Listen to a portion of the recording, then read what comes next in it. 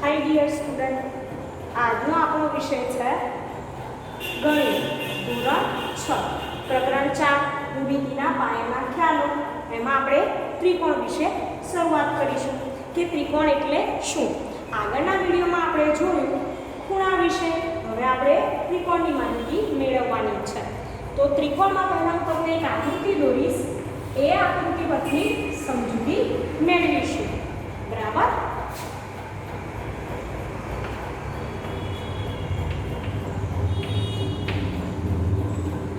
હવે આ એક આકૃતિ મેં દોરી છે. એમાં બિંદુ A, B, C. હવે ત્રિકોણ એટલે શું? તો ત્રિકોણ એ ત્રણ બાજુવાળો બહુકોણ છે. આપણે આગળ બહુકોણમાં શીખી ગયા કે ત્રિકોણ ત્રણ બાજુવાળો શું છે? બહુકોણ છે.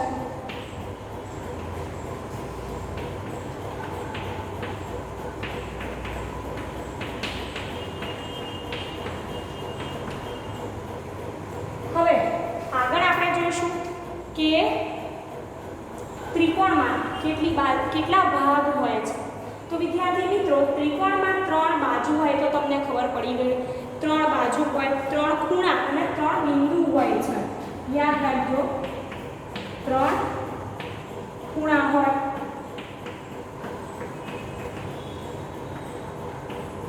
અને ત્રણ બિંદુ હોય. ત્રણ બાજુ, ત્રણ ખૂણા અને ત્રણ બિંદુ હોય છે. હવે એને નામ આપીશું ત્રણ બાજુમાં. તો અહીંયા જોઈએ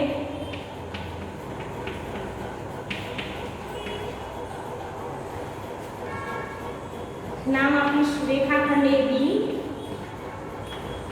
રેખાખંડ BC અને રેખાખંડ CA.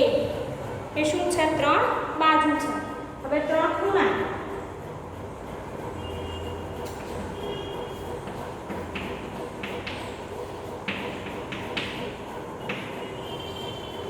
ત્રણ ખૂણા જોઈશું આપણે. તો ખૂણો ABC, ખૂણો CAB અને ખૂણો BCA. એ શું છે? ત્રણ ખૂણા છે. અને ત્રણ બિંદુ કયા? તો તમને ખબર જ છે ત્રણ બિંદુ કયા છે. A, B, C. કેટલા છે? A, B અને C. એ શું છે? ત્રણ બિંદુ છે. હવે કોઈ ત્રિકોણ હોય અને અંદર કોઈ બિંદુ હોય તો એ બિંદુ કેવું કહેવાય? કે ત્રિકોણ ABC ના અંદરના ભાગનું બિંદુ. કોઈ બિંદુ બહાર હોય તો ત્રિકોણ ABC ના બહારનું બિંદુ. તો અંદરનો ભાગ, બહારનો ભાગ એ તો તમને ખબર પડશે. તો આ હતી ત્રિકોણ વિશે માહિતી કે ત્રિકોણ ત્રણ બાજુવાળો બહુકોણ છે. તેને ત્રણ ખૂણા હોય, ત્રણ બિંદુ હોય, ત્રણ બાજુ હોય. બરાબર, યાદ રાખજો. નોટમાં દોરીને લખવાનું છે તમારા પોઈન્ટ્સ.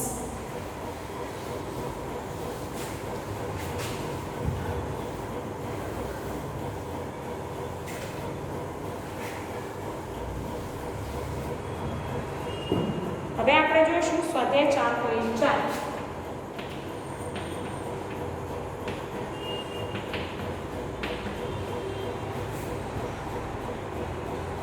એમાં પહેલો પ્રશ્ન. હવે તમારી ટેક્સ્ટબુકમાં જોજો. ત્રિકોણ ABC ની કાચી આકૃતિ દોરો. બિંદુ P તેના અંદરના ભાગમાં અને બિંદુ Q એ તેના બહારના ભાગમાં દર્શાવો. શું બિંદુ A તેના અંદરના કે બહારના ભાગમાં છે? તો વિદ્યાર્થી મિત્રો, હવે આપણે પહેલા કાચી આકૃતિ દોરીશું. પ્રશ્ન 1 કીધો છે.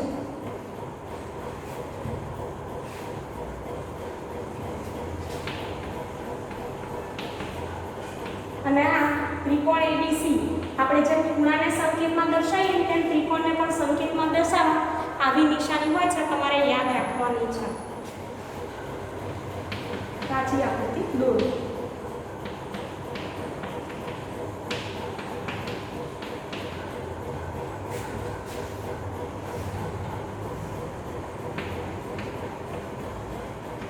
ABC. હવે એવું કીધું છે કે બિંદુ P અંદરના ભાગમાં. તો પાઠ્યપુસ્તકમાં જો બિંદુ P અંદરના ભાગમાં અને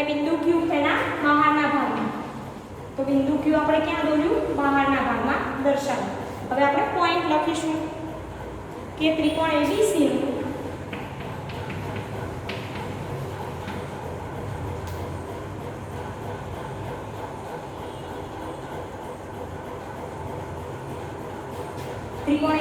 નું બિંદુ એ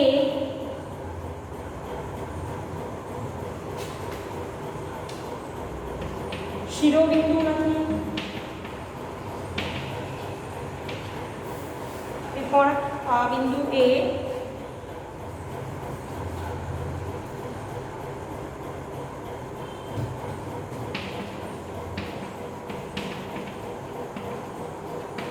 બહારના કે અંદરના ભાગમાં નથી, બરાબર, બહારના કે અંદરના ભાગમાં નથી. તે ક્યાં આવેલું છે વિદ્યાર્થી મિત્રો? ત્રિકોણ એબીસી ની ઉપર આવેલું છે. ત્રિકોણ એબીસી ની ઉપરનું બિંદુ છે.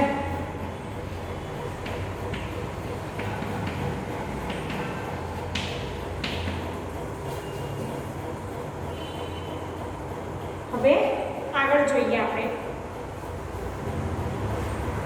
અને બિંદુ બી એવું કીધું છે કે શું બિંદુ એ અંદરના કે બહારના ભાગમાં છે?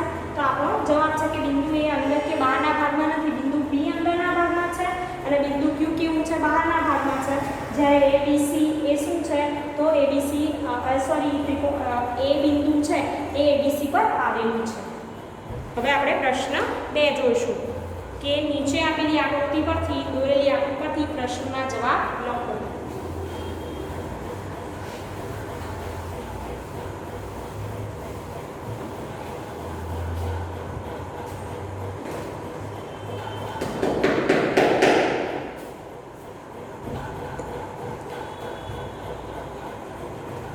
પ્રશ્ન 2 આકૃતિ પરથી પ્રશ્નના જવાબ લખો.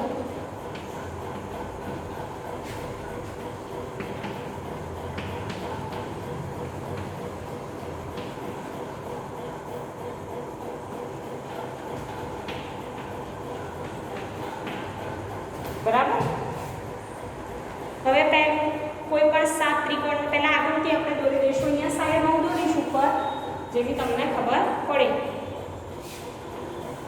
જેની પાસે ટેક્સ્ટ બુક છે એને તો કોઈ વાંધો નથી, જેની પાસે ટેક્સ્ટ બુક નથી એ લોકો દોરશે જોડે.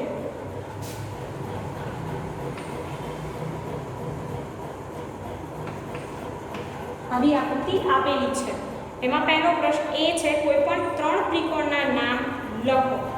એવું કીધું છે કોઈ પણ 3 ત્રિકોણના નામ લખો. તો 3 ત્રિકોણના નામ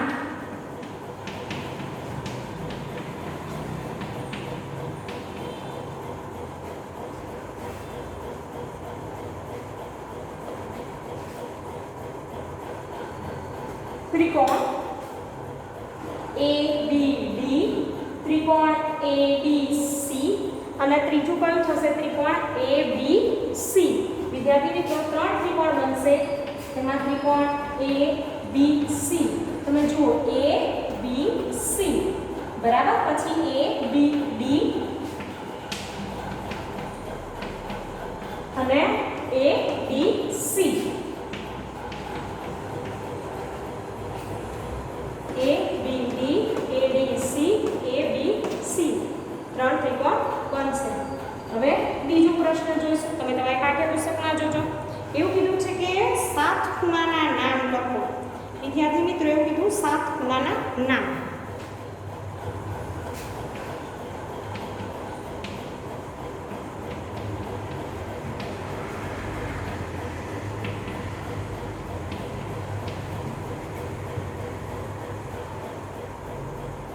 તો આપણે 7 ખૂણા જોઈશું. તો C છે, પછી B છે, BAC છે, બરાબર. BAD છે. એ શું બને છે? ખૂણા બનાવે છે. તો પહેલા લખીશું ખૂણો B, ખૂણો C,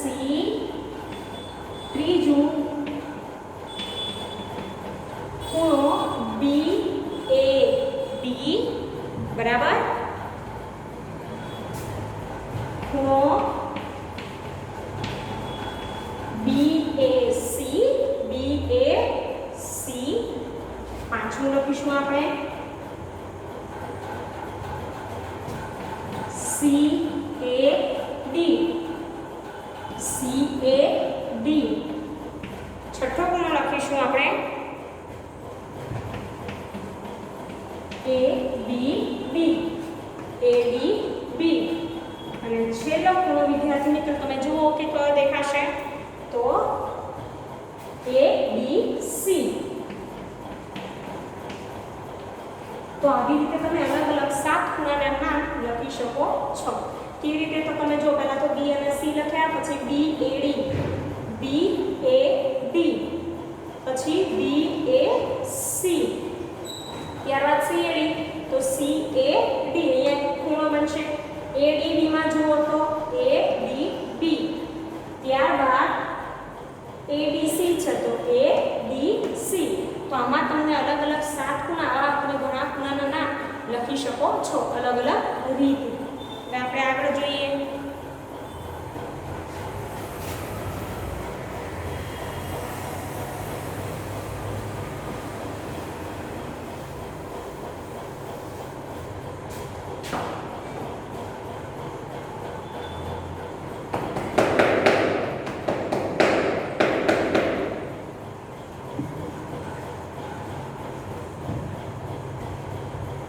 એવું કીધું છે 6 રેખાખંડના નામ.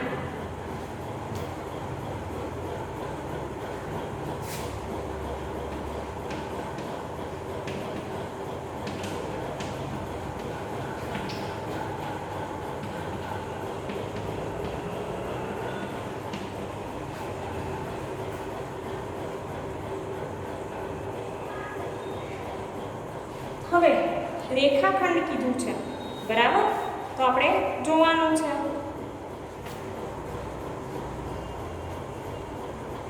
અહીંયા જો AB AD AB AD AC પહેલા 3 લખીશું. AB પછી AD અને AC 3 થયા.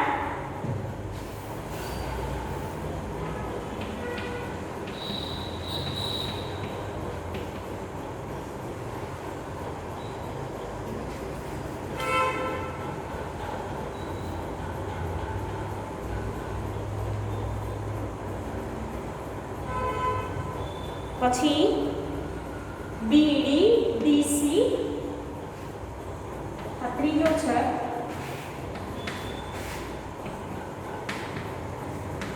BD DC આ BD રેખાખંડ, DC રેખાખંડ અને BC રેખાખંડ. વિદ્યાર્થી મિત્રો તો તમે આ રીતે જુઓ અને જાતે પણ લખવાનો પ્રયત્ન કરજો કે કેવી રીતે રેખાખંડ બને છે, કયા કયા રેખાખંડ હોય.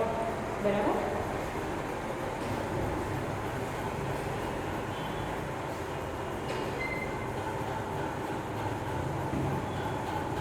હવે આગળ ડી પ્રશ્ન છે કે કયા બે ત્રિકોણમાં બી સામાન્ય છે.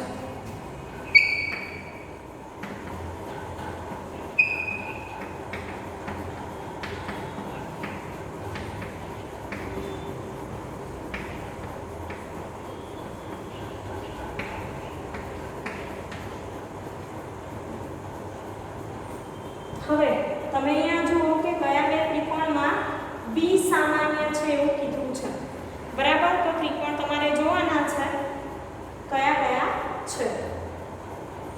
તો તમને જોઈને ખબર પડે કે બી સામાન્ય શામાં છે. તો પહેલા તો એક આ ત્રિકોણ બનશે અને એક આખો ત્રિકોણ બરાબર. તમને ખબર પડી, તમે આકૃતિ જુઓ છો એટલે ખબર પડી જાય કે ત્રિકોણ ABC અને ત્રિકોણ ABD, ત્રિકોણ ABC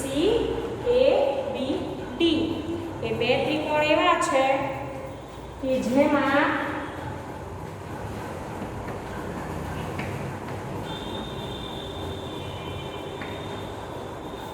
બી